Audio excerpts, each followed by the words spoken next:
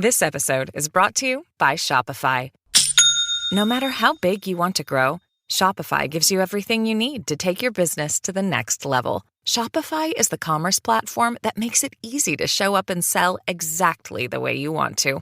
No need to code or design. Sign up for your $1 per month trial period today. Visit shopify.com/offer23 to get started. This is Optimal Work Daily, episode 1096. Should You Keep Your New Job Search Secret? By Philip Taylor of ptmoney.com. And I'm your narrator, Dan, and I am here with you every single day, and that includes weekends and holidays, reading to you on the best work-related blogs that we can find, including PT Money, which I'll tell you more about after the post. And now let's get right to it on this Sunday edition as we optimize your life. Should You Keep Your New Job Search Secret? By Philip Taylor of ptmoney.com. Are you thinking of changing jobs or careers? Wondering whether to tell your boss you're thinking of quitting? At first glance, I say, no way. Never tell your boss anything which could potentially come back to hurt you. But what your boss hears when you talk about another job. Here's what could be going through your boss's mind when they hear you're thinking of moving on. Oh no, who's going to finish the project? How is this going to affect the team's success? How am I going to find a replacement? How long is it going to take me to train someone new? Is there sensitive information this wandering employee might abuse? Is this employee going to start stealing all of our business? Or, sweet, this makes my mandatory staff reduction effort easy. Okay, hopefully not the last one. However, those last few thoughts are the ones which could get you fired quickly. If your boss has any reason to fear your potential abuse of company resources or that you might steal business, he would be jeopardizing the company by not letting you go as soon as possible. The fear of being terminated is a good fear to have, since looking for a new job doesn't necessarily mean prepared to be without a paycheck for an extended period of time. I suggest you keep your potential quitting to yourself. It's all business. If you're worried about burning a bridge or hurting someone's feelings, it's time to get over yourself. No one cares. Notice in my list I didn't include, was it because he didn't like me? It's not personal, it's business. There are no promises on either side of the agreement. They could let you go in a heartbeat. Check out the facts on at-will employment, linked in this post. You should feel the same way. You don't owe the company anything but an honest day's work. 2 weeks' notice is also a nice courtesy, but you better be prepared to be escorted out of the office the moment you tell your boss you're looking for a different job. It could be over quickly. Here's a quote from Johnny at an Answers forum. Quote, I got fired for looking for another job. My boss asked me if I was looking for another job, and I told him yes. He just told me when I clock out, that's all he needed me for. He thanked me for working for him, and he told me that if I'm going to be looking for another job, that he needs to save his and that's all he told me. End quote. Johnny learned the hard way. Don't make the mistake of even hinting to your boss you might be looking for other work. Also, avoid telling coworkers. Definitely don't search for jobs on your company computer, and let all recruiter calls go to voicemail. The only reason I would suggest telling your boss about your situation is if the new job was potentially at your same employer.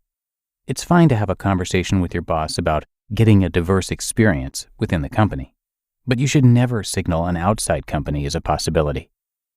My experience of speaking too soon. When I quit my last job, I made the mistake of telling my boss earlier than originally planned that I was going to be quitting. I had it all planned out. I was going to tell my boss on Friday I was quitting and give my 2 weeks' notice. This wasn't any ordinary 2 days. The vesting of some company stock was on the line. On the Wednesday before I was going to give my notice, my boss told me to book a flight for a 3-week business trip overseas. Instead of booking the flight, I went ahead and told my boss I was going to be quitting, but I wanted him to honor my original 2-week notice, which was going to start on Friday, so I could get the stock options. Long story short, they tried to take those 2 days from me, and I had to plead to the CEO over a last-minute email, literally just before being escorted out, to get my 2 days. He sided with me, and I got my 2 days. The moral of the story is I could have avoided a headache by not telling my boss until Friday. I should have just booked my flight and then told him I was quitting on Friday. I could have then canceled my flight and the company would have to eat the cancellation fee. Bottom line, I say there is never a time when you should tell your boss you're looking for a new job. Never quit or tell anyone about your job hunting efforts until you have signed your offer letter with the next employer. Consider internal moves. If you're on good terms with your employer, you may be able to open the door by suggesting a sideways or upward move within the company in an attempt to gain new responsibilities. This could have two potential outcomes. One, it could show your employer you're looking to learn new things, diversify your skills, and advance your career path. Or two, it could show your employer you're not fully satisfied with your current position, but you are open to exploring something else. In both cases, this conversation with your employer would help them understand down the road, even if it's just a few weeks, you're starting to look elsewhere and not to feel blindsided by your decision. It's somewhat of a half step and would allow you to be open and honest with your employer from the start. This type of move could be especially important if you might need a job reference to gain a new position. If you're not on good terms, this still may not be a viable option for you. Never be dishonest or sneaky. No matter the route you go, definitely don't take advantage of your employer or unnecessarily risk your current job while you're still there. This could lead to you getting an at-fault release and risk you losing any possible good reference you may have previously earned. Try to avoid the following: burning the clock and not being productive, stirring the pot of office politics and trying to get others on your side, and jumping ship or ghosting your employer and just never coming back. In all of these scenarios, you become the bad guy, even if you've had years of quality work. You're going to take everything positive you've earned over the years and turn it negative in just a matter of days or weeks. Finish up your role, make the transition easy for your manager or replacement, and enjoy the new job. You just listened to the post titled, "Should You Keep Your New Job Search Secret?" by Philip Taylor of PTmoney.com. Labor strikes. Climate change. Your failing office printer. What do they all have in common? Come on, it's all about the money. Economics is everywhere and everything, fueling our lives. If you're a fan of OWD and are curious to learn something new and exciting about economics every week, check out the Planet Money podcast from NPR. Planet Money is a different kind of world where the complex economy actually makes sense.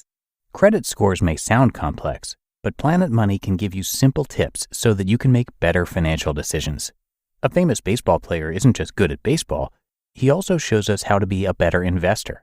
The topics are virtually endless, and you'll get answers to questions like, will AI take over our jobs? Or is fancy vodka just fancy marketing? The Planet Money team lives to tell a good story in around 30 minutes. Tune in to Planet Money every week for entertaining stories and insights about how money shapes our world. Listen now to Planet Money from NPR, wherever you get your podcasts. Your business was humming. Was. Now, teams are buried in manual work, taking forever to close the books. Consider three numbers: 36,000, 25, 1. 36,000. That's the number of businesses which have upgraded to NetSuite by Oracle. NetSuite is the #1 cloud financial system, streamlining accounting, financial management, inventory, HR, and more. 25. NetSuite turns 25 this year. That's 25 years of helping businesses do more with less. 1. Because your business is one of a kind, so you get a customized solution for all of your KPIs in one efficient system with one source of truth. NetSuite is giving you the power of having all your information in one place, helping you to make better, more driven decisions as a business owner. Right now, download NetSuite's popular KPI checklist, designed to give you consistently excellent performance, absolutely free at netsuite.com/startup. That's netsuite.com/startup to get your own KPI checklist. netsuite.com/startup. And thanks to Philip, who is a CPA, blogger, podcaster, husband, and father of 3. He's also the founder of the personal finance industry conference and trade show FinCon, which we've attended multiple times. He created PTmoney.com back in 2007 to share his advice on money, hold himself accountable while paying off over $75,000 in debt, and to meet others who are passionate about moving toward financial independence. Well, you might say he succeeded because he's now fully self-employed, supporting his family using the income generated from his site and the conference. He says that none of it would have been possible had he not taken control of his financial life and started building something of value for others. So please come visit him online at ptmoney.com. But that does it for today here on Optimal Work Daily. If you're listening in real time, I do hope you're having a great weekend. Thanks so much for being here, and I'll see you tomorrow for the Monday show. And that's where your optimal life awaits.